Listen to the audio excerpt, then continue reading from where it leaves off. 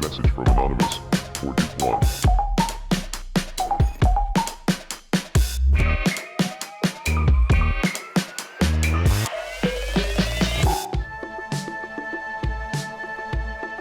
Les tecnologies de la comunicació són el sistema nerviós de la nostra societat. Aquest sistema se recolza en els suports i formats audiovisuals que transmeten i distribueixen continguts essencials per al nostre dia a dia, des d'informació i entreteniment a interaccions via xarxes socials.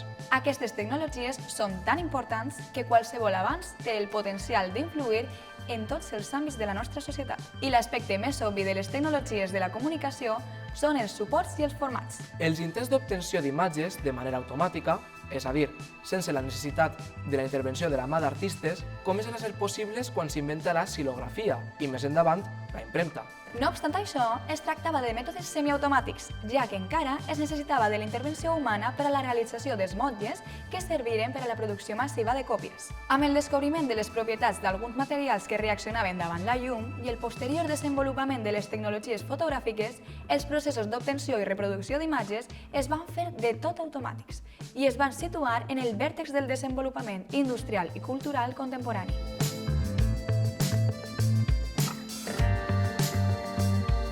El primer procés fotogràfic conegut data de 1826, amb les anomenades heliografies, dibuixos al sol, de Nicephore Niepce. Aquest mètode de registre aconsegueix fer perdurables les imatges fixant-les a un suport recobert de material reactiu com el clorur de plata. Després d'una exposició de 8 hores i un tractament posterior amb àcid nítric i betum de Judea, s'obté la imatge positiva de l'escena. El perfeccionament del registre fotoquímic de la imatge en els anys següents amb els daguerrotips contribueix a la popularització de la fotografia entre la burguesia de tot el món. Malgrat això, imatges com aquesta del president Lincoln requereixen d'un procés de presa i revelat exigent que només estudis professionals poden oferir. Aquesta dependència dels professionals tècnics comença a canviar el 1888, quan George Eastman construeix la primera càmera portàtil amb pel·lícula en rotllo, càmera Kodak número 1. La pel·lícula de nitrocel·lulosa substitueix les plaques i facilita a qualsevol persona enregistrar imatges per revelar-les als laboratoris especialitzats. La Kodak número 1 popularitza massivament la fotografia tal com la coneixem en els nostres dies. Poc després, a partir de 1889, i en associació amb Edison, Eastman comença a comercialitzar una pel·lícula en rotllo de 70 mm, que més tard talla per la meitat i perfora els costats per donar lloc a la pel·lícula cinematogràfica en el seu format estàndard de 35 mm. El cinematògraf dels germans Lumière recull tot un seguit d'avanços paulatins sobre el registre del moviment per establir les bases del registre, distribució i exhibició del cinema. L'evolució del cinema com a espectacle està decisivament marcat per les millores en els suports i formats. Això s'aprecia fàcilment en l'evolució de la relació d'aspectes de les pel·lícules. Es passa del format 4 terços habituals del 35 mm de principi del segle XX fins als formats panoràmics dels sistemes com l'ultrapanavisió de 70 mm o els 16:9 propi del vídeo d'alta definició de l'actualitat. En relació amb això, la digitalització de la imatge en moviment revoluciona les maneres de treballar amb els continguts audiovisuals i la seva distribució fins als nostres dies.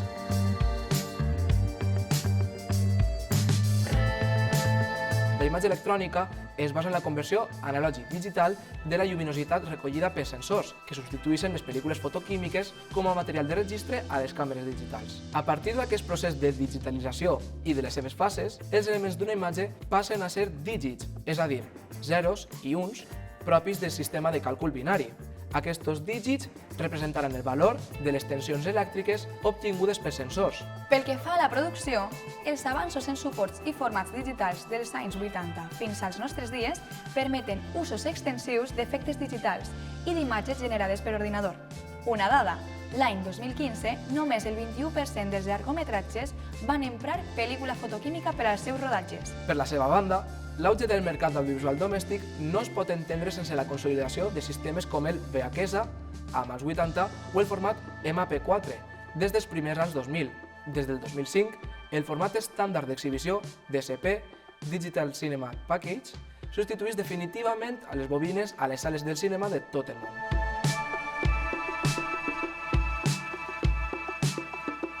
Els suports i els formats són la part més tangible de la tecnologia audiovisual.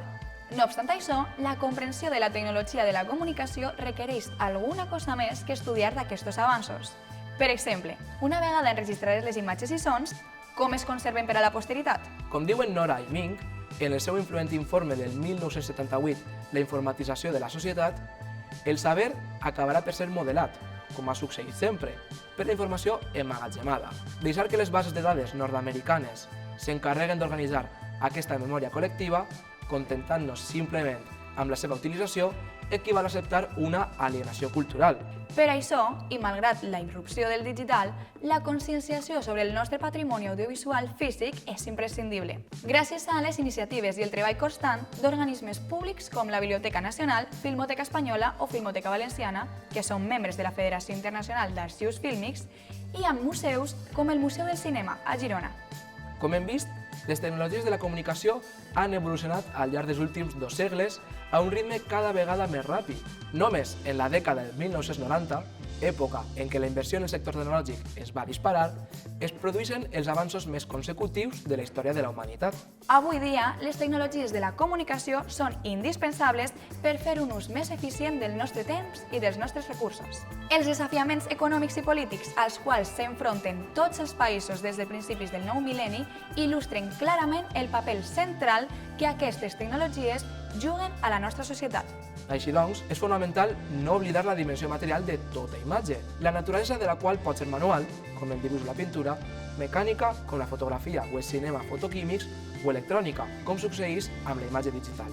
En aquest sentit, no podem abordar l'anàlisi d'una imatge sense tenir en compte la seva naturalesa material, en especial en un context en el que el consum de les imatges es realitza majoritàriament a través de dispositius digitals de tota mena, mòbils, ordenadors, tablets, etc., que distorsionen la naturalesa mateixa de les imatges. Per tant, una comprensió d'aquesta evolució és vital per formar una ciutadania alfabetitzada tecnològicament. I així acabem, ens veiem, i si teniu ganes de tenir més informació sobre aquestes qüestions, us remetem a les altres píndoles d'aquesta sèrie. Fins aviat!